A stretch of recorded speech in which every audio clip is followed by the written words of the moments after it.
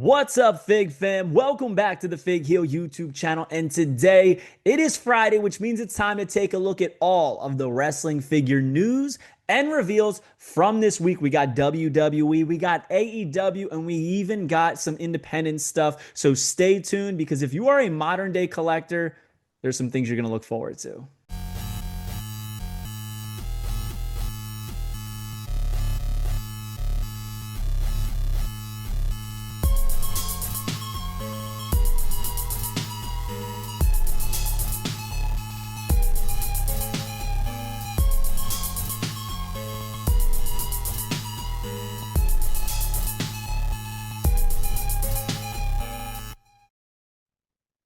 All right, guys. So there is a lot of stuff to talk about. This week started off pretty slow, but as it went on, we got more and more news, more and more reveals and things to talk about. I would say this week is a little bit heavier on the news than it is the reveals, but there's still some stuff to get excited about, and you're going to want to stay tuned to the end. But we're going to start off with Top Rope Collectibles. Now, Top Rope Collectibles early in 2025 released their first figure in the Galoob style line featuring PN News in 3 variants. They dropped the pre-orders for Diamond Stud a couple months ago, and now they have up, I want to say it is Paul Orndorff. But they showed off that they've recently signed someone who's never had an action figure in WCW or anywhere, and that is Van Hammer. And I think this could be one of their most toyetic and coolest figures that they actually do. I'm hoping that he has hat and guitar accessories that are removable and not just fixated and stationary to the figure itself. I'm really hoping that we get quite a few variants of this. Van Hammer is somebody that I am asked about all the time. Do you have Van Hammer? Do you have Van Hammer? Don't have him. You know why? Because it doesn't exist. But thanks to Top Rope Collectibles, it is going to exist. Another person who never had figures until recently, thanks to these independent companies, is Mike Shaw. You may remember him as Bastion Booger in the WWF, but Bastion Booger wasn't his only character. No, his other character that he was known for was Norman the Lunatic. Norman the Lunatic was a psych ward patient, and he is dressed in psych ward gear. Pretty much in scrubs and stuff. Very cool. And here is the sculpt for that upcoming Norman the Lunatic, which honestly, I think this looks awesome. I am way on board with this one. I know it's simplified. It's simple. There's not too much going on, but I do think this figure is going to look incredible. I cannot wait for this one.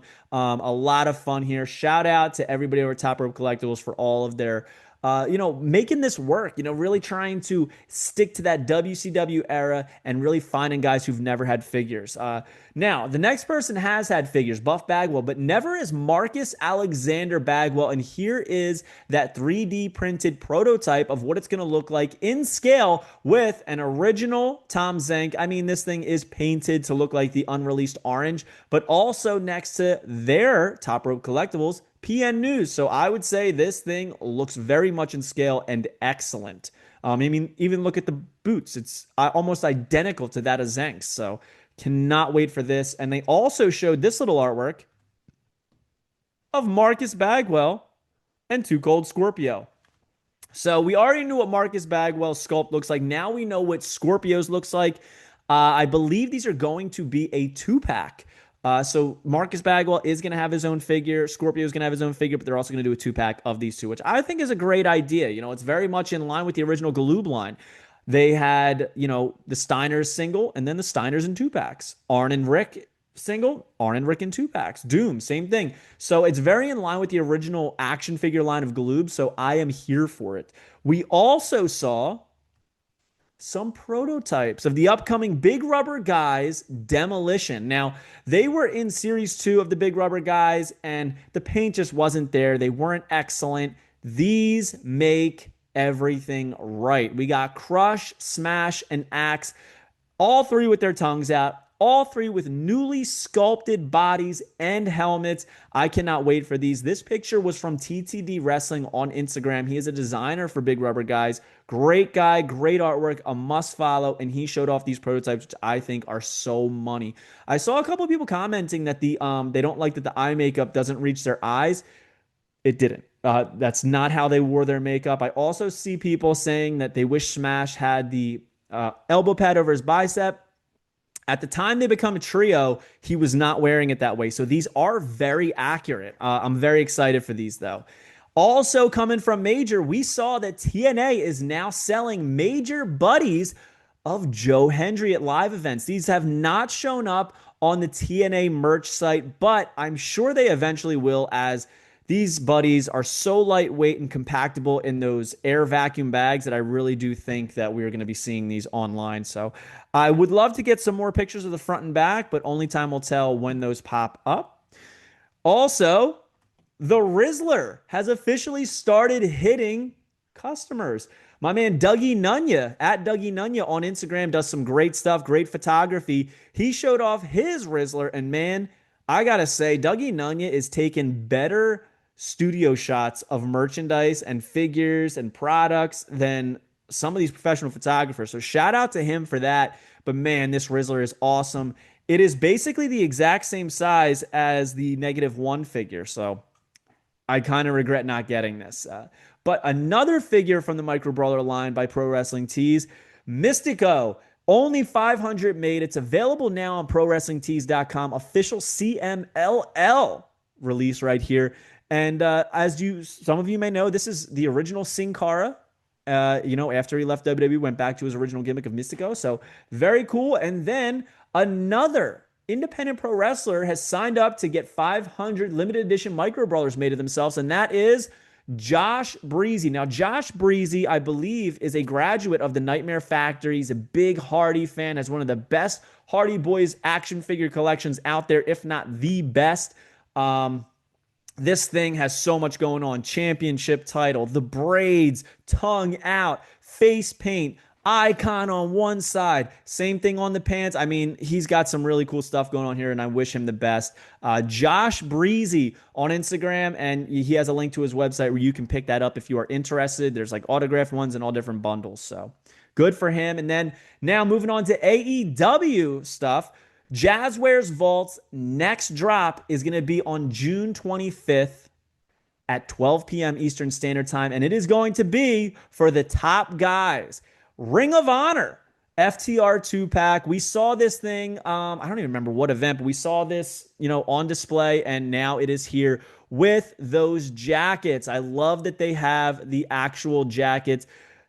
They're a little bit different than what's in the picture, but that's okay. All right. I think these are awesome. These may be the best Revival FTR figures, period. And I love that they're in that old school video cassette package, which is so cool. I just think it's weird that it has the Living Legends tape at the bottom. I wish that the whole inner package was like a tape, very similar to that of the No Holds Barred pack. But beggars can't be choosers. There's another shot of the whole set. FTR written on the side, limited to only 3,000. And these will be available on Jazwares Vault next Wednesday at 12 p.m. Eastern Standard Time. Look at those jackets. They come with the titles. I love it. I am definitely picking these up. And a lot of people keep asking, where's the Sting 3-pack? Guys, it's still coming. It's still coming. They do one at a time now, so wait for that slow rollout, but it is coming. And then we got some leaked lineups, starting off with Unmatched Series 12 is going to have Mercedes Moné, Juice Robinson, Kenny Omega, Roderick Strong, Jon Moxley, Ric Flair, who's the Luminaries, and then Rick and John are actually the Chase and Rare, which is a little bit disappointing. Now, we've seen this lineup before, but some things have changed. Initially, Mercedes Moné was going to be the Rare and Ric Flair was going to be the Chase, but now Jon Moxley is.